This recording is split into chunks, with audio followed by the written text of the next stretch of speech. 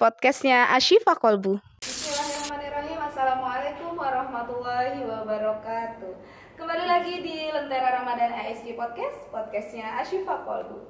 Apa kabar sahabat Ashifa di rumah? Alhamdulillah kita berjumpa kembali di acara yang luar biasa, yaitu ASQ Podcast. Masih bersama saya Betty Ambarwati yang akan menemani sahabat Ashifa dalam menunggu waktu berbuka puasa, tentunya dengan tayangan dan sajian yang menarik yang akan menambah wawasan dan ilmu pengetahuan kita. Sahabat Ashifa di rumah, hari ini kita kedatangan bintang tamu yang luar biasa, yaitu beliau adalah Ibu Niken Febrianti. Assalamualaikum, apa kabar Ibu Niken? Waalaikumsalam. Masya Allah. Kita kalau lihat Ibu Niken ini selalu ceria ya sahabat Ashifa. Semoga cerianya menular ya Ibu Niken ya. Baik Bu Niken, apa kabar nih hari ini? Alhamdulillah baik. Bu Baik Betty ya. gimana? Alhamdulillah selalu baik, selalu sehat dan semoga disehatkan sampai nanti Amin. kita menuju hari kemenangan ya. Bu Niken, boleh disapa sahabat Ashifa dulu yang sudah kangen dengan Bu Niken nih. Assalamualaikum sahabat Ashifa yang ada di rumah. Kembali lagi di acara ASQ podcastnya Ashifa Kolbu. Semoga yang di rumah masih dalam keadaan berpuasa, sehat dan tetap semangat menggapai keberkahan dan banyak kebaikan di bulan suci Ramadan. Amin ya rabbal alamin. Baik, Bu Niken tadi sudah menyapa sahabat Ashifa. Bu Niken sendiri bagaimana nih puasanya di tahun ini? Apakah masih lancar atau sudah ada halangan-halangan nih? Alhamdulillah sejauh ini lancar Lancar saja. ya, semoga diberikan terus kelancaran sampai Amin. nanti menuju hari kemenangan tadi. Baik, Bu Niken, tema kita pada hari ini tentang Ahlul Quran. Iya. Mungkin sahabat Ashifa di rumah pun bingung sebetulnya apa sih Ahlul Quran itu. Saya pun masih bertanya-tanya di sini. Apa sih Ahlul Quran itu, Bu Niken? Mungkin boleh dijelaskan? Ahlul Quran adalah mereka yang menjadikan Al-Quran sebagai pedoman hidupnya. Para Ahlul Quran ini biasanya meyakini bahwa apabila mereka menyepelekan apa yang ada pada Al-Quran atau dasar-dasar yang ada pada Al-Quran, maka hidupnya akan mengalami kerugian yang sangat besar. Nah, Ahlul Quran ini juga disebut sebagai keluarganya Allah, karena Rasulullah SAW bersabda, sesungguhnya Allah memiliki keluarga di antara manusia. Kemudian para sahabat bertanya, siapakah mereka wahai Rasulullah? Rasulullah menjawab, mereka itulah para ahli Quran dan mereka itulah keluarga-keluarganya Allah dan hamba pilihannya. Masya Allah sekali. Apakah sahabat Ashifa di rumah sudah menjadi keluarga Allah? Amin ya, insya Allah ya kita bisa menjadi seorang Ahlul Quran. Jadi Ahlul Quran itu adalah seorang yang mengikuti ajaran dan perintah yang dituliskan dalam Al-Quran ya. Bahkan luar biasanya sekali, Ahlul Quran ini adalah salah satu keluarganya Allah. Iya. Betul. Dan tadi disampaikan juga oleh Bu Niken bahwa jika orang tersebut tidak mengikuti salah satu ajaran atau perintah Quran, maka mereka akan menjadi orang yang merugi. Betul ya, Masya Allah sekali. Semoga kita bisa ya Ustazah ya belajar menjadi seorang Ahlul Quran. Jadi hidup kita tuh merasa tenang, damai gitu ya Ustazah ya. Iya, betul. Baik. Tapi saya masih bingung nih Ustazah. Ada nggak perbedaan antara Ahlul Quran dengan seseorang yang menghafal Quran 30 juz? Tidak ada yang mengatakan di Al-Quran maupun di As-Sunnah bahwasanya Ahlul Quran itu mereka yang memiliki hafalan 30 juz. Bukan hanya sekedar menghafal, bukan sekedar hanya membacanya saja, tapi merekalah yang mengamalkan Al-Quran meskipun mereka belum hafal Al-Quran.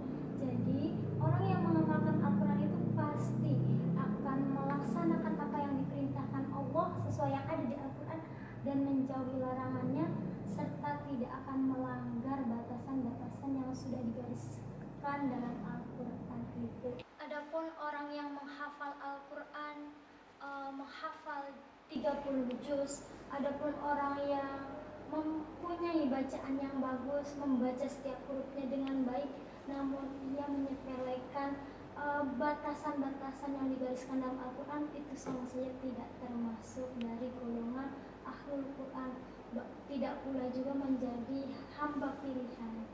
Oh baik, ternyata di sini juga saya baru tahu dan bisa jadi sahabat Ashifa di rumah baru tahu, ada beberapa yang baru tahu nih bahwa Ahlul Quran dan orang yang menghafal Quran 30 juz itu berbeda ya. Iya. Bu Niken, berbeda ya. Al-Quran kan ya membaca Al-Quran, yang mempelajari Al-Quran dan mengamalkan Al-Quran, menjauhi larangan, menjalankan perintah, dan menjadikan Al-Quran itu sebagai pedoman hidup, bahkan mengambil fikih hukum-hukum dari Al-Quran untuk berlandaskan agama. Iya, berarti orang yang sudah menjadi Ahlul Quran itu benar-benar pedoman hidupnya adalah Al-Quran.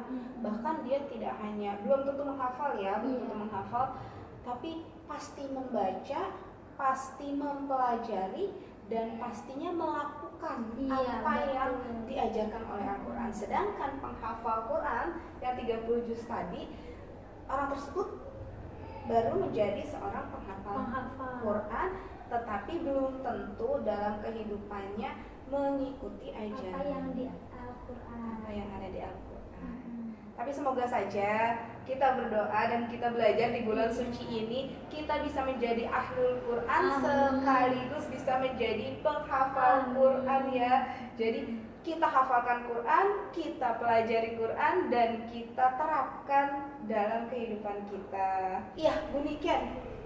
Bahkan saya sendiri ya, kalau seandainya saya membaca Al-Quran, saya hanya membacakan ayatnya saja. Jarang sekali saya membacakan artinya, tapi sesekali saya baca artinya, ternyata artinya luar biasa ya. Dan memang Ahlul Quran itu Masya Allah sekali bisa mengikuti seluruh ajaran yang ada di Al-Quran. Dan juga luar biasanya ternyata ilmuwan-ilmuwan kita ini bisa hebat berkat Al-Quran, karena mereka mengikuti setiap ajaran, setiap ilmu yang diberikan oleh Al-Quran tersebut ya. Masya Allah sekali. Semoga itu tadi plusnya 2 ya, kita bisa jadi Ahlul Quran dan kita bisa menjadi penghafal Quran. Amin ya Allah ya Rabbal Alamin. Nah, ketika tadi kita sudah tahu perbedaan Ahlul Quran dan penghafal Quran, serta juga apa yang dimaksud dengan Ahlul Quran, saya mau tanya ke Bu Niken, apa saja keutamaan ketika kita menjadi seorang Ahlul Quran, terutama keutamaan di akhirat kelak? Iya, ada beberapa keutamaan untuk Ahlul Quran. Bagi Ahlul Quran diantaranya itu mendapatkan karomah, kehormatan, dan mendapatkan nikmat yang banyak dari Allah Subhanahu wa Ta'ala, sebagaimana yang telah ada pada hadis Rasulullah SAW. Ketika datang hari kiamat, Al-Quran akan mengatakan, "Wahai Tuhanku, bebaskanlah dia." Lalu dipakaikannya dia mahkota karomah, mahkota kehormatan. Lalu Al-Quran kembali meminta, "Wahai Tuhanku, tambahkan lagi, tambahkanlah." Lalu Allah pakaikan jubah karomah. Kembali meminta lagi Al-Quran, "Wahai Tuhanku, ridhoilah dia." Allah ridhoi dan Allah perintahkan, bacalah dan teruslah melangkah sampai ke surga. Dan Allah menambahkan dari setiap ayat yang dia baca tambahan nikmat yang banyak, nikmat kebaikan itu. Baik, Masya Allah sekali ya Bu Niken ya. Berarti memang ketika kita nanti di akhirat, kita akan mendapatkan 3 bonus karomah dari Allah Subhanahu wa Ta'ala. Menjadi penghafal Quran saja kita sudah mendapatkan mahkota dari Allah, betul ya?